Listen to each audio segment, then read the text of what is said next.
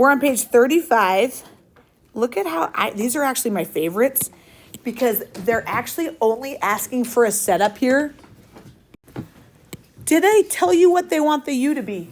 Yes. Yeah, I love that, right? They told you what U is going to be. Are you agreeing with like, okay, the U is off and under the square root? Feel good about it. Guys, all they want is my setup. Let's go find the derivative of U. Let's go do it.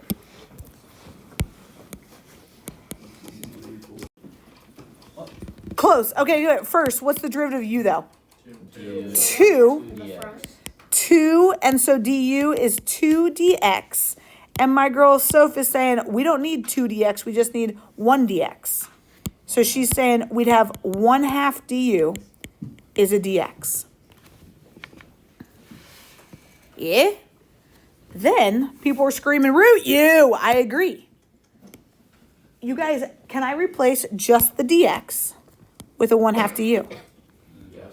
1/2 du. Oh yeah, don't put those bounds yet because this is a new thing. Square root, what are we going to replace that square root of 2x plus 1 with? Yeah, square root of u. How many people would rather just write that as u to the 1/2? I dig it. If you just want to, okay, here's what's new today. These bounds are new today. Okay, we didn't have them on Friday. Bounds are all about upper minus lower. Here's the deal. Here's what makes this have an extra step. These bounds, upper minus lower, are meant to be plugged in to x's. Here, do I have x's? No. I don't. I got to go put them in terms of the letter u, just like Hetler was saying. We can only have one variable down here. So these bounds need to be turned into u's. So all we got to think, if my upper bound was 2, and that was meant to be an x, could we plug that 2 in for x here to see what my u value would be when x is 2? So how we would write that is we'd say u of 2 would be what? Exactly, 2 times 2 plus 1. Now, do you need to show that? I do not need to see this. I'm just having you write it out for maybe the first time that we're trying this. You agree that upper bound was 2. When you plug that value in there, 2 times 2 plus 1, my u would get me a 5 now. My upper bound was a 2. I've now put it as a 5 because it's in terms of u. Is that going to be easy to forget? Yeah, we're going to practice it. What about my lower bound that was a 0? Yeah, u of 0 would get me 2 times 0 plus 1 is just 1.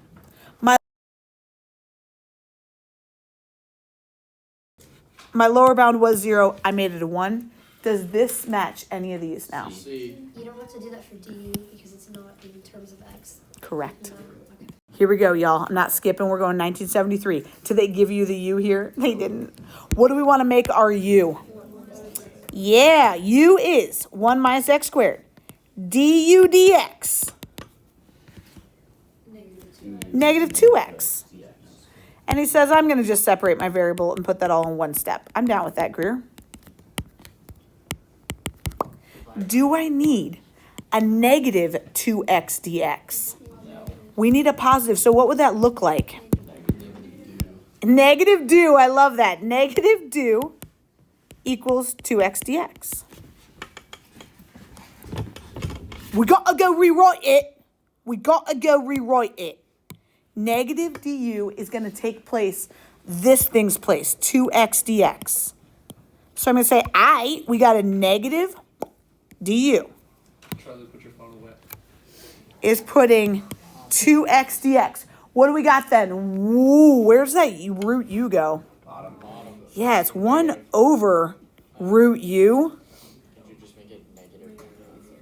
Would be what? Write the whole thing. It'd be u to the, yeah, I like that. He's saying, so we'd have u to the negative 1/2 du. Don't forget my negative out front. That's good. That's good. Now, how about those bounds, people? Gross. This bound, here's what I'm going to do. I'm going to put my work up here. My upper bound was a 1/2. 1 minus 1/4. Nice. He's saying, all right, I got to go plug that 1/2 in to my u to see what would, my upper bound wasn't a 1/2, but that's meant to be an x. So it'd be 1 minus 1/2 squared. 1 minus 1/2 squared. 1 minus 1/4 is 0.75 or 3/4, right? Okay. My upper bound now is 3/4. And 1. lower bound, 1 sec. Lower bound was a 0. He says now it's a 1. 1 minus 0 is 1. Lower bound is now a 1. So my bounds changed from 1/2 0 to 3/4 and 1. He says, hey, my bounds are no longer smallest to biggest. We totally could. It makes no difference. If we flipped them, because it would be equivalent, right? If we flipped them, we could. What would that do to this negative sign? Do we want to do it? Sure. I'm fine with it. We don't have to, but I'm good with it. So he's saying, let's flip it. And then I'd have a 3/4 on the bottom, a 1 on the top, and then that negative was gone. Good eye, Dicey. Yeah. You guys, can we go take the antiderivative of u to the negative 1/2? Oh, yeah, I forgot about my do. U to the 1/2. We added 1 to that exponent. Dividing by 1/2 would get me a 2. Yeah? Yeah? My bounds are 3/4 and 1. Gross. We haven't had to do bounds in a bit. You guys, the mantra is upper minus lower. What's going to happen when I plug in my upper bound? We'd get 2 root 1. Wouldn't it be 2 root 1? Upper bound plugged in there? Upper minus 2 root 3/4. I just did upper bound minus lower bound. You guys, what's 2 root 1? 2. 2. Ooh, root 3 root 4ths. Could I say that's the same as 2 root 3 root 4ths? It's root 3. Right, isn't root 4 the same as 2? It's just 2 minus root 3. You got it, is that an answer? Yeah, probably easy. Yes. What are we making of our u? We got this, people. U is x cubed plus 1. Du, let's separate those variables all at the same time. 3x squared, throw that dx over there. Do I need a 3x squared dx? Nah, so we're going to say 1/3 do equals x squared dx. Guys, you're getting there. You're getting there. You're feeling better. I feel it. X squared dx, what are we replacing that with? 1/3 du. So we got a 1/3 du. Man, do they love u to the 1/2? They love it. We got x cubed plus 1 is a u, and we have that to the 1/2, right? Yeah. You guys, we got to go change our bounds. Let's change the bounds. My upper bound was a 2. I'm going to go plug that in, and I'm going to say, ooh, my upper bound is now a 9. That is a u value now. My lower bound was a 0. It is now a 1. Do we want to flip our bounds here? No. No, you could. I'm just letting you know. You could, and it'd be a negative 1/3, but we don't have to. Okay. We got this, people. We got this. My 1/3, he chilling. What's my exponent going to become on my u?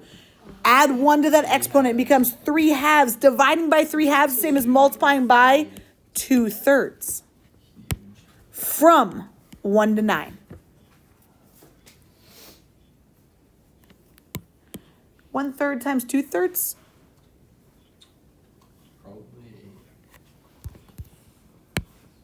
Probably 2/9.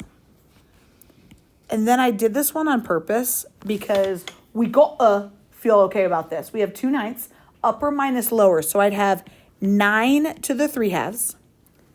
Upper minus lower, so it'd be minus 2/9 again, 1 to the 3/2. I want to practice this because of mental math. Power over root. I'm glad you got that tattooed on your forearm. It shows. Guys, is 9 to the 3rd power square rooted? I don't know what 9 to the 3rd power is. Do the square root first. What's the square root of 9? 3, then cube it. 27. So we got 2/9 times 27 minus 2/9 times, yeah, square root of 1 is 1. 1 cubed is 1. So it's just minus 2/9. What's this going to get me? 54 9. I could keep it as 54/9. It's 2/9. Ah, minus 2/9 is 52/9. Okay, you guys, this is funky. He's right. The tangent of x is u. But I would be leery. Why do I know that? The derivative of x has to be helpful. What is the derivative of tangent? Secant squared. Do you see a secant squared anywhere? So 1 Lila. over cosine squared. Isn't secant squared the same as 1 over cosine squared? Oh, snap. Yes, it is. Colin, keep your phone away. 1 over cosine squared. Ooh. So, you guys. Whew. That's so true. That's so true. I actually shouldn't have put my dx on the bottom. It should be like out front. Okay. So, that's a trick. Did I get here with first period? I didn't. This is like me taking it further with you, and kudos to you guys. This will be the last thing we do. We don't have homework on it. Let's try to rewrite this thing. It'd be e to the u. Oh, wait. Let's, okay. Real fast, because we always start with this. 1 over cosine squared dx is just going to be my du, right? Yeah. Okay. And then we're left with e to the u.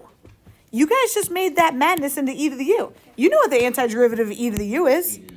It's e to the u.